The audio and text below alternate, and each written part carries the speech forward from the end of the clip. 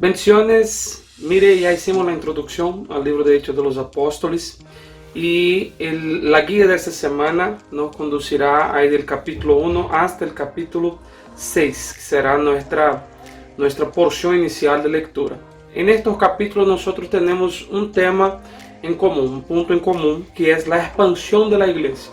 Entonces, estos 6 primeros capítulos marcan la preparación, el surgimiento y el desarrollo, los primeros pasos de la comunidad cristiana. Ya no podremos detallar ahí todos los capítulos, pero vamos a ir buscar entender uno a uno.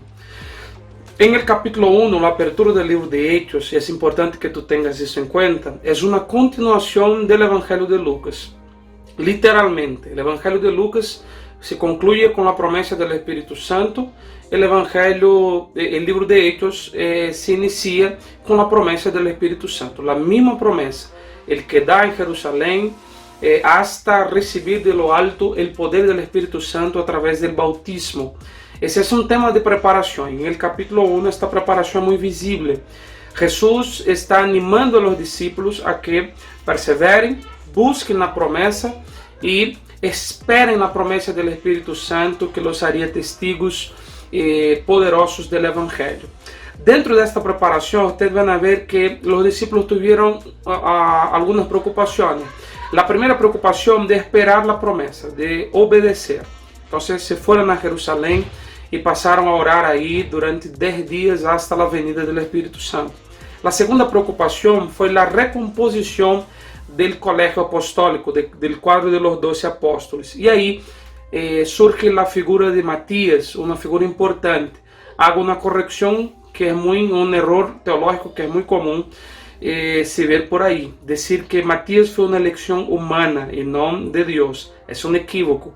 Basta leer el capítulo 1 y van a ver que ellos oraron y Dios eligió a Matías. La idea era tener el grupo de los 12 listos otra vez para el momento en que la iglesia sería lanzada, presentada al mundo y se esparciría. Entonces en el capítulo 1 yo tengo la preparación, la promesa y el proyecto, el bosquejo del proyecto de la expansión de la iglesia. En el capítulo 2 yo tengo el comienzo, literalmente el comienzo visible de la iglesia en el día de Pentecostés.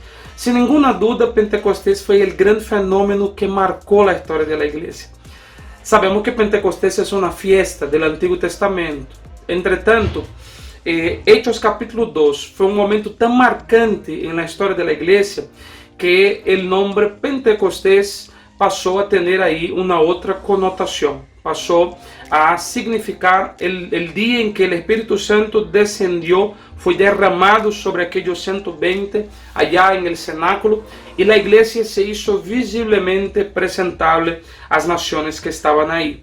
Este fenómeno fue marcado por una manifestación visible de la gloria de Dios, por fenómenos de audición, porque ellos escucharon el estruendo que vino sobre los 120, por lenguas extrañas.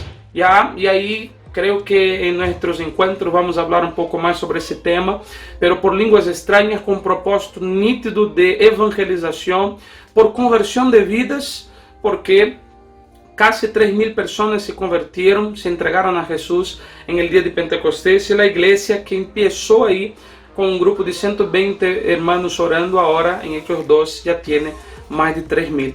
Y estos 3.000 son los primeros cristianos, la primera comunidad cristiana establecida en el libro de Hechos de los Apóstoles, marcada por una característica fuerte, la característica de la comunión con Dios y los unos con los demás. Hechos capítulo 2, versículo 42. Que la iglesia crecía porque estaba impulsada por la doctrina de Cristo, porque había sido presentada en este poder del Espíritu Santo conforme la promesa en Hechos capítulo 1. Entonces, Hechos capítulo 2 es el momento en que la iglesia se presenta al mundo. Hechos 1, la preparación. Hechos 2, la ejecución. Y de Hechos 3, por delante, la expansión.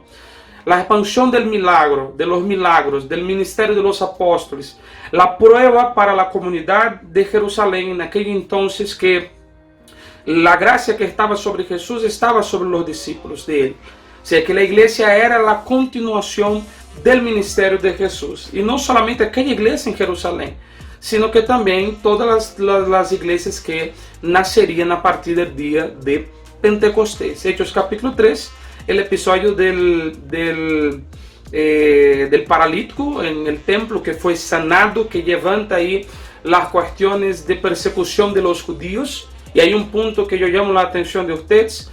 En Hechos de los Apóstoles, los principales persecutores de la iglesia no es Roma, ¿ya? En los 30 primeros años de la iglesia, la persecución fue hecha por los judíos.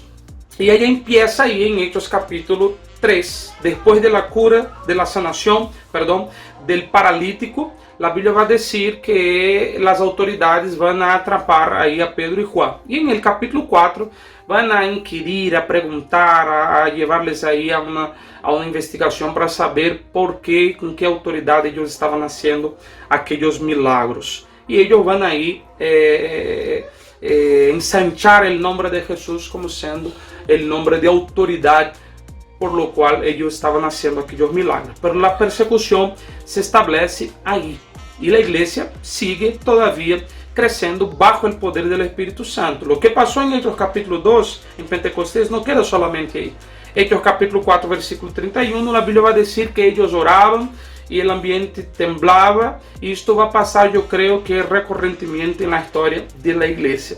En los capítulos 5 y 4, esta expansión nos revela un detalle importante. Son los problemas que vienen con el crecimiento. Problemas que la iglesia tendrá que aprender a lidiar. En Hechos capítulo 5, el tema de Ananías y Zafira, que viendo ahí toda la comunión y todo el involucramiento de los hermanos con la expansión de la iglesia y con el cuidado de los unos con los demás, ahora llenos de envidia. ¿Por qué envidia? Porque ellos querían hacer lo que ellos estaban haciendo, pero no querían pagar el precio que ellos estaban pagando para vivir aquella comunión. Entonces, llenos de envidia y de malas intenciones, ellos van a mentir a los apóstoles cuanto al precio de una propiedad, de una finca de tierra que venderon y dijeron, mire, trajimos todo acá y pusimos a sus pies. Y algo marcante va a acontecer allí, ¿no? Tanto Ananías quanto Zafira van a morir en los pies de los apóstoles, a los pies de los apóstoles van a morir porque ellos mintieron al Espíritu Santo y eso fue una mentira grave. Y bien, este episodio está en el capítulo 5 para revelarnos lo cuánto Dios toma en serio su iglesia, lo cuánto Dios estaba tomando en serio aquel grupo que estaba creciendo en aquel entonces. No era simplesmente una secta nueva, no era un grupo sin ningún sentido, no. Era un grupo importante, era un grupo que estaba bajo un proyecto de Dios. Y Dios marcaba su presencia allí en el capítulo 5. Así como el sumo sacerdote, cuando si entrara en el Santo de los Santos despreparado, podría morir porque la presencia de Dios estaba allí. La muerte de Ananías y Zafira en la iglesia, en la comunidad cristiana de los primeros días, fue una marca de que la presencia de Dios estaba allí también. Era el mismo Dios, era el mismo poder. Entonces Dios trata de cuidar de la iglesia. Y en el capítulo 6, un otro problema que va a ser será la división, ¿no?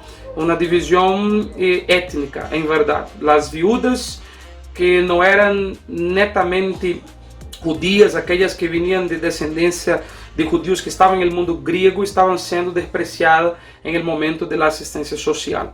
Y ahí los apóstoles tienen que cuidar de eso. Y van a establecer la primera institución de la iglesia, el primer departamento de la iglesia, que es la diaconía. La diaconía nace con un propósito, y el propósito era que el evangelio pudiera seguir esparciéndose a través de la práctica de los apóstoles y la iglesia local pudiera también estar cuidada. Este grupo de 7 diáconos que fueron destacados desde entonces fueron grandes hombres de Dios. De entre ellos yo destaco Esteban, que será el personaje por lo cual nosotros abriremos la guía de la semana que viene. Pero vea, en estos 3 capítulos la iglesia salió de un grupo de 120 creyentes orando y ya son más de 5.000 impulsados por el poder del Espíritu Santo. Esa es una gran lección para nosotros que estamos en la ruta. El poder del Espíritu Santo es lo que impulsa a la iglesia. La iglesia nació en el Pentecostés y no es diferente en los días de hoy. Amén. Dios le bendiga, sigue en la ruta.